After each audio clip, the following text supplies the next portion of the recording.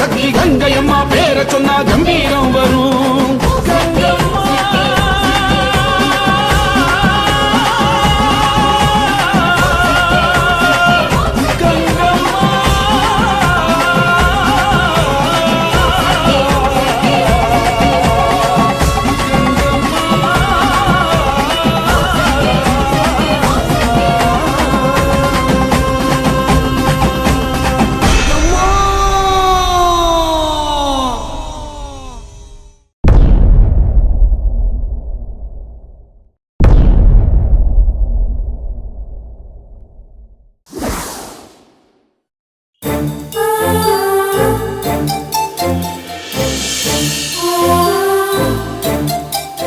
அந்த உயிர் போல நமக்குள்ள காதல் இருக்கு.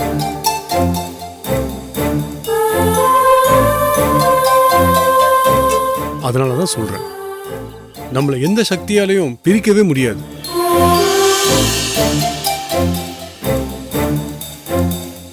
நம்ம தைரியமா கல்யாணம் பண்ணிக்கலாம் அபிராமி.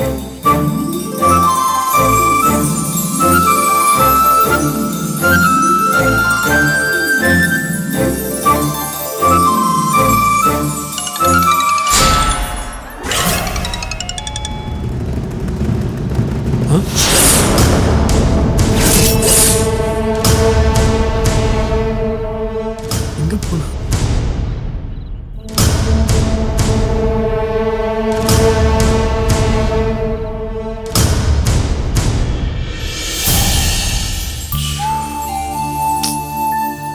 எல்லாம் கனவு போல இருக்கு.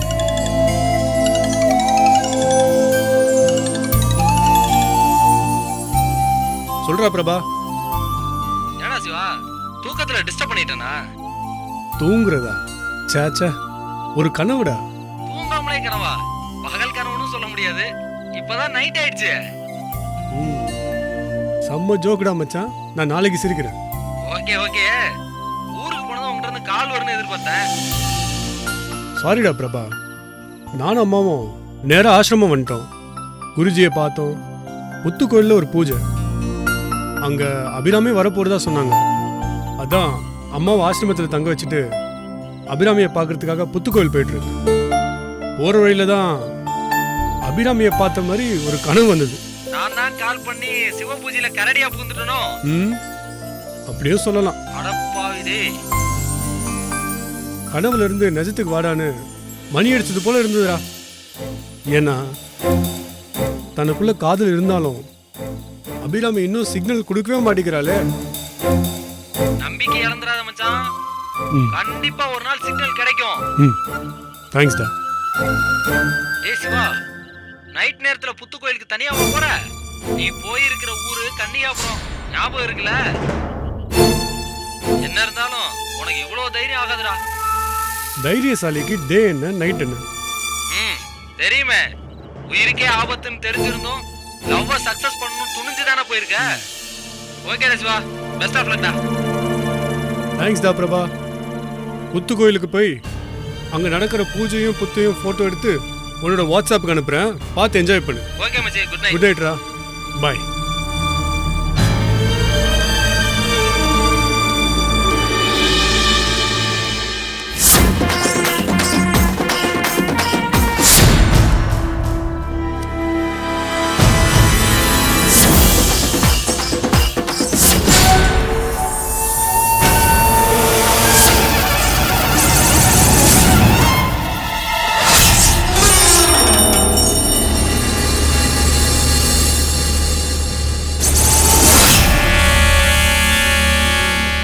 பூஜை இருக்குன்னு சொன்னாங்க, யாரையும் காணோம்.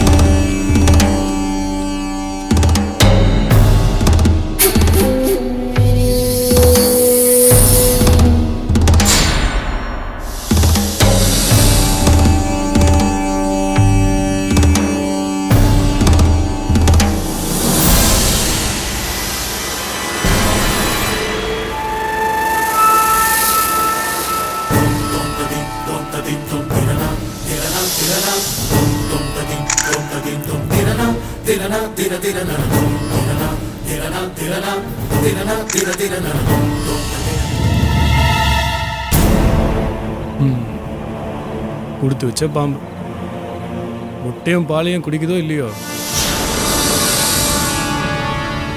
எல்லாரையும் பயமுறுத்தி தான் இடத்துக்கு வர வச்சு பூஜையெல்லாம் பண்ண வைக்குது.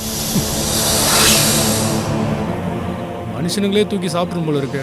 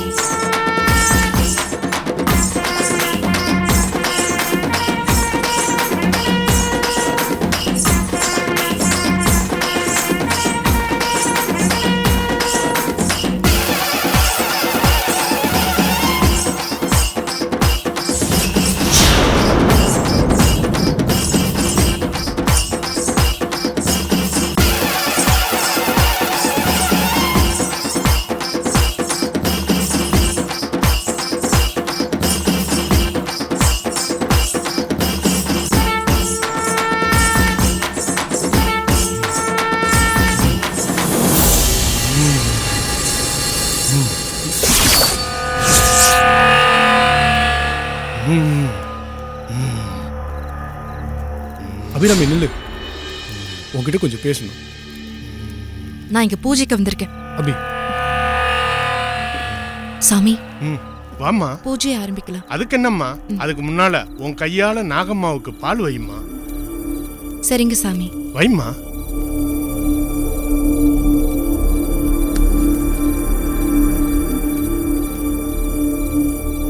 அம்மா தாயே நாகம்மா, உனக்கு பால் வச்சிருக்கோம், ஏத்துக்கம்மா தாயே. இறங்கி வந்து பருகணும்மா.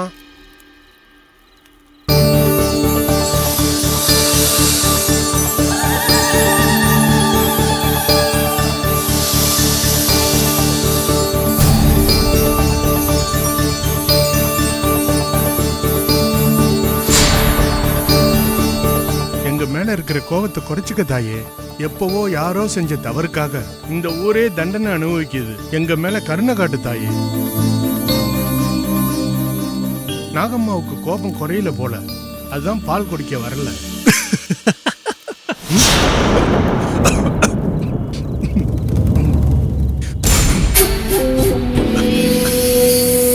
யார் நீங்க? சாமி, முன்னொரு தடவை நானும் என் ஃப்ரெண்டு கூட இங்கே வந்திருந்தோமே, நீங்கள் கூட நெத்தியில் பொட்டு வச்சு விட்டீங்களே.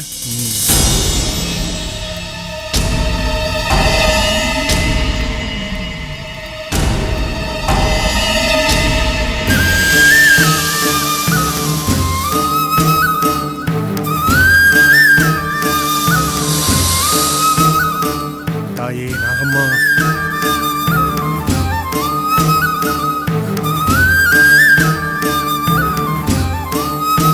பாலக்குடிமா.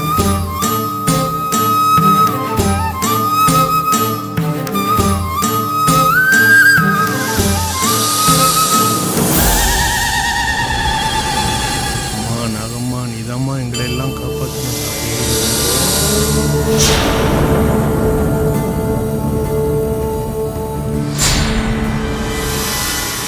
அம்மா தாயே நாகம்மா, நான் பெரிய பாவத்தை பண்ணிட்டேன், என்னை மன்னிச்சிருமா. அம்மா தாயே, என் தம்பிக்கு பழையபடி பார்வை வரட்டும். நீங்க ஒரு புரோகிதரா இருந்துகிட்டு இப்படி ஒரு பாவத்தை செய்யலாமா? 4 காசுக்கு ஆசைப்பட்டு நம்பூதிரி இங்க வர வச்சேன். கெங்கம்மா அதுக்கு சரியான தண்டனை கொடுத்துட்டம்மா. இனி இப்படி ஒரு பாவத்தை எந்த ஜென்மத்துக்கும் செய்ய மாட்டோமா. இன்னைக்கு உனக்கு பூஜைன்னு தெரிஞ்சு கங்கம்மா கிட்ட மன்னிப்பு கேட்க தான் வந்தேன். மன்னிச்சிரு தாயே.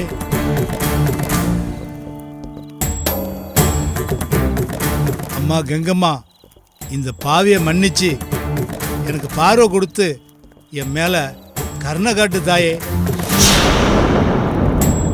ஐயா, எப்பவோ செஞ்ச புண்ணியம் கங்கம்மா இந்த அளவுக்கு தண்டிச்சதோட விட்டுட்டா.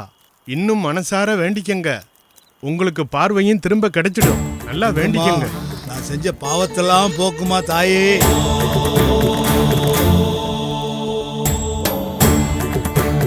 சரிப்பா.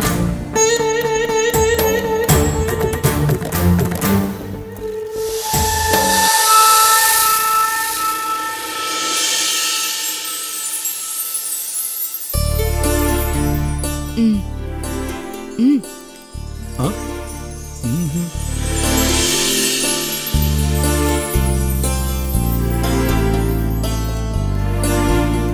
அபிராமி, பயந்துட்டியா? இங்க நான் மட்டும் தனியா வரல, எங்க அம்மாவும் கூட வந்திருக்காங்க.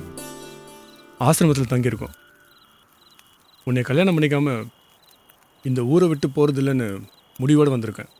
இந்த ஊர்ல கங்கம்மா அனுமதி இல்லாம அவ விரும்பாத ஒண்ணு நடந்தா என்ன ஆகும்னு பாத்தீங்கல்ல? ஓ, அந்த ஆளை பத்தி பேசுறியா? சுகர்ல ஐசைட் போயிருக்கும். டாக்டரை பார்க்கறத விட்டுட்டு அட்ரஸ் மாதிரி இங்க வந்துட்டாருன்னு நினைக்கிறேன். அம்மா தாயே, அறியாமையில தப்பு பண்றவங்கள மன்னிச்சு விட்டுடு தாயே. ஓவரா பில்டப் கொடுக்காத அபிராமி. சாமி, என்னம்மா நான் கிளம்புறேன். எல்லாருமே கிளம்ப வேண்டியதுதாம்மா. அதான் பூஜை முடிஞ்சிருச்சுல. வாங்கய்யா புறப்படலாம். வாங்க. அபிராமி, ஏய் அபிராமி,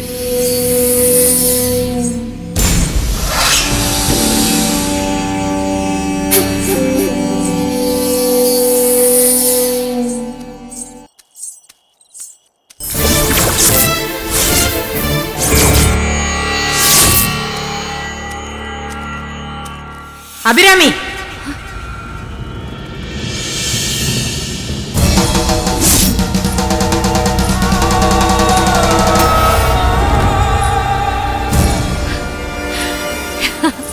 கமலா,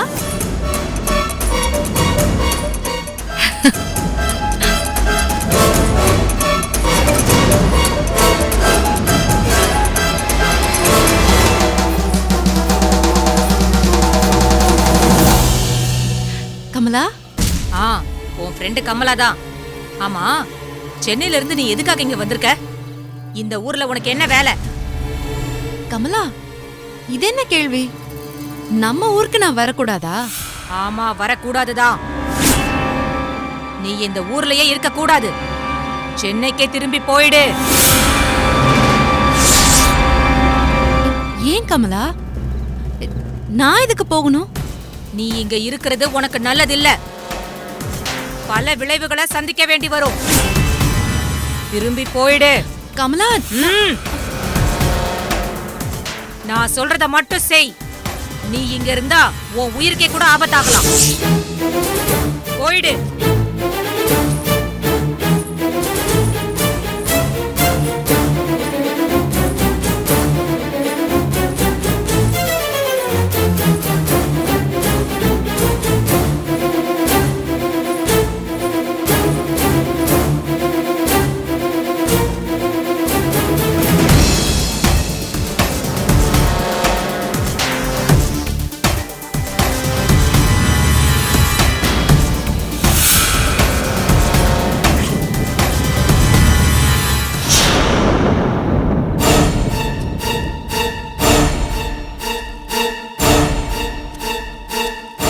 எதுக்காக இப்படி சொல்றா? ஒன்னும் புரியலையே.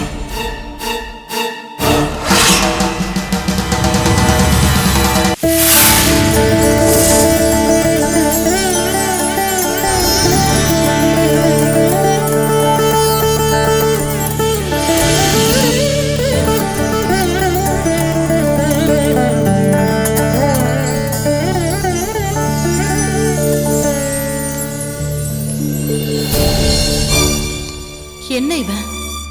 போனவ இன்னும் ஆளையே காணோம். எங்க போயிட்டான்?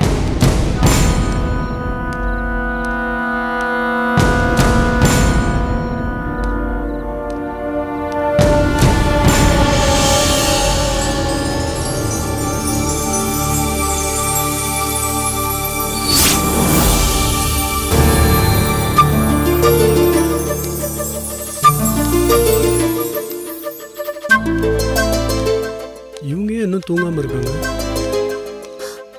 டேய், இவ்ளோ இவ்வளவு நேரமா நீ எங்கடா போயிருந்த? அதெல்லாம் இருக்கட்டுமா, நீங்க ஏன் இப்படி பணியில நின்றுட்டு இருக்கீங்க? வாங்க போலாம். நில்லு. நீ எதுக்காக புத்து கோயிலுக்கு போன?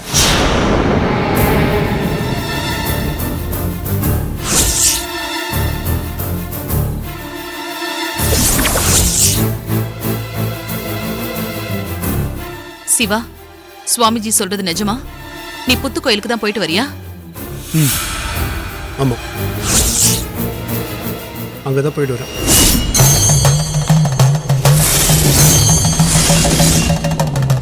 என்ன துணிச்சல்டா உனக்கு?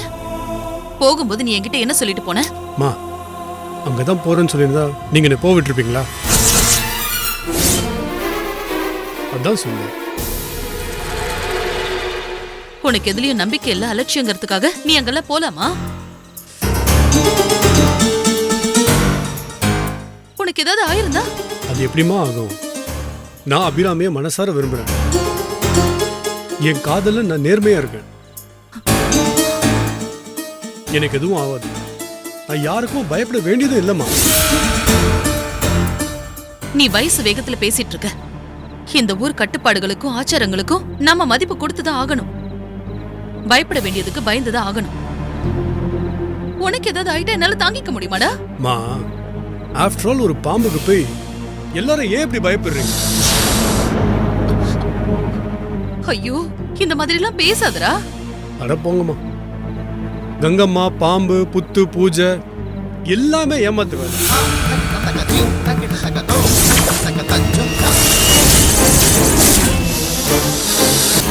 இத பார், விஷயம் தெரியாம அவசரப்பட்டு வார்த்தைகளை விடாத. என்னம்மா தெரிஞ்சுக்கணும்?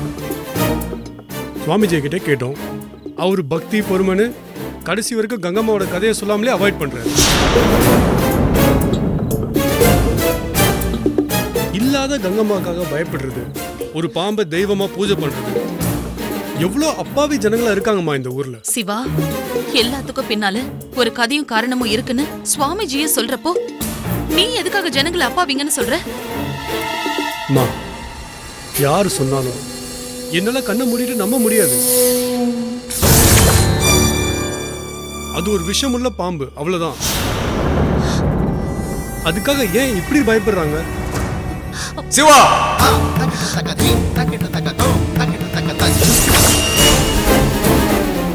சுவாமிஜி கூப்பிடுறாருடா.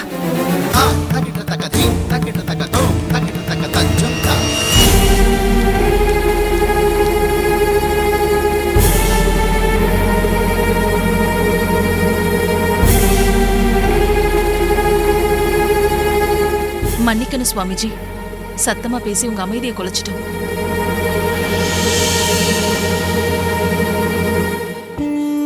எனக்குள்ள இருக்கிற அமைதியை யாரும் குலைச்சிட முடியாது. நீங்க பேசுனதெல்லாம் கேட்டேன். சிவா, உன்னை பொறுத்த வரைக்கும் பாம்புங்கிறது ஒரு விஷ ஜந்து. நம்ம புத்தியால அதை சுலபமா அழிச்சிட முடியும். அதானே உன்னோட நினைப்பு. ஆனா நிஜம் அது இல்லை. பாம்புங்களோட குணத்தை, சக்தியை தெரிஞ்சிக்க சாதாரண பார்வை போதாது, ஞான கண் கொண்டு பார்க்கணும். எப்படி பார்த்தாலும் பாம்பு பாம்பு தானே.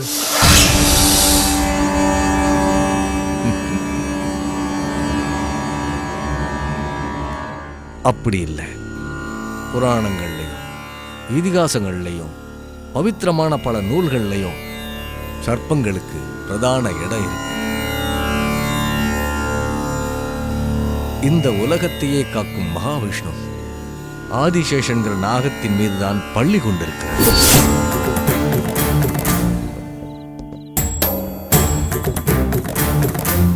மகாருத்ரன் பரமசிவன் தன் கழுத்தில் சர்ப்பத்தை ஆரமாக அணிந்திருப்பார். அதோட பேர் வாசுகி. காணாதிபதி பிரபஞ்ச ஞானி சிவஞானத்தை அருள்கின்ற விக்னேஸ்வரன் தன் இடையிலே நாகத்தை அணிந்திருக்கிறார்.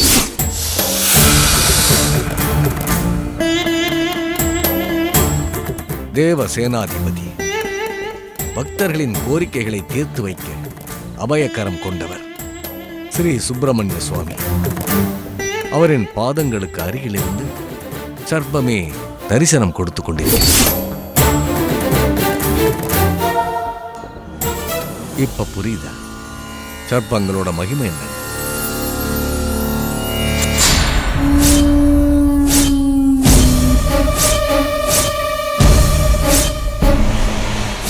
அபிராமி, நீ இந்த ஊர்லயே இருக்க கூடாது. உடனே சென்னை கிளம்பி போயிடு. சொல்றேன்ல, நான் சொல்றத செய். நீ இங்க இருந்தேன்னா உன் உயிருக்கே கூட ஆபத்தாகலாம். சீக்கிரம் இங்க இருந்து போயிடு. போயிடு அபிராமி, இங்க இருக்காத. யாரு?